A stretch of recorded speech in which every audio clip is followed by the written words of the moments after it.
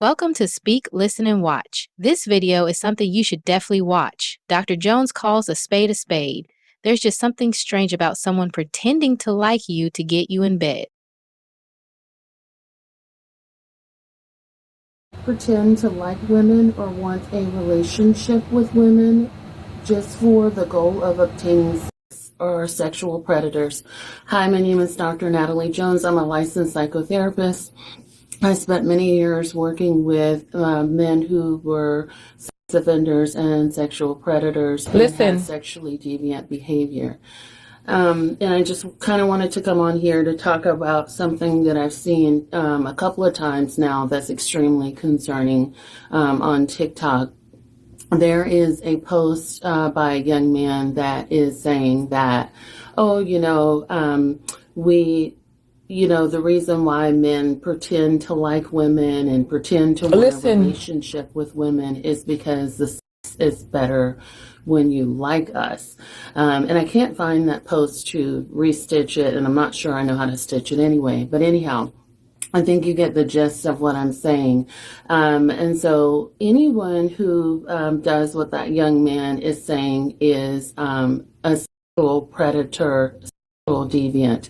I promise you that. And I very rarely speak in absolutes like all or nothing in my videos, but this video is the exception. The reason that a person will pretend to like you in an objective in order to get sex or have sex with you and sort of play the long game of wanting a relationship with you just to have access to you sexually is because they're sexually deviant and they're predatory. And that's exactly how the mind of a rapist works. They want to attack someone who is vulnerable, who is defenseless, and they want to have control over the situation. And so with that being said, they don't expect a victim to be able to fight back. And this is very much in the same manner. Like, they don't want women. And I'm speaking about women and men just because of that particular post. They don't want women that could say, oh, you know what? No, that I'm not really into you like that. They want to sort of do this game. And a lot of sexual predators think of conquest and acts of violence or, sexual assault as a game or a conquest.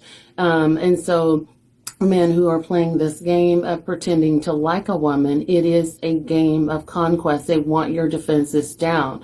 And that's the reason why, if they don't want to hook up with someone who just wants to hook up like they want to hook up. They don't want to do that. They want to do this game of manipulation. They don't want to go for the person that has the same type of mentality because there's no attraction to that. Exactly. You know what? Something that came to my mind when I was watching this video days later, I thought about these women, white women who were married to men who had African women enslaved. And no matter what these white women did, they could not keep their men out of the barn going towards these African enslaved women. And part of the reason I believe that is because of the kink. They have a domination, masochistic, sadist kink where they want to have control over a person. They want to harm a person. They don't want a person who wants it. Listen to what it is that she's saying. These men are predators by nature and they like predatory intercourse. So all of these women who were married to these men and they were angry at the woman because their man would keep going out to the barn. No, you're married to a predator.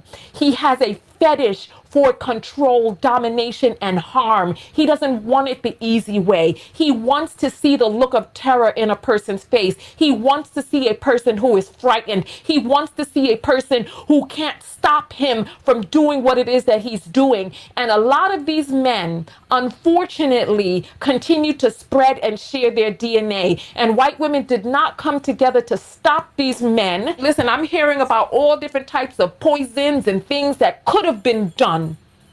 They could have come together and they could have dethroned these men. However, they were too busy getting power in proximity. So I want you to listen to the mentality of these men.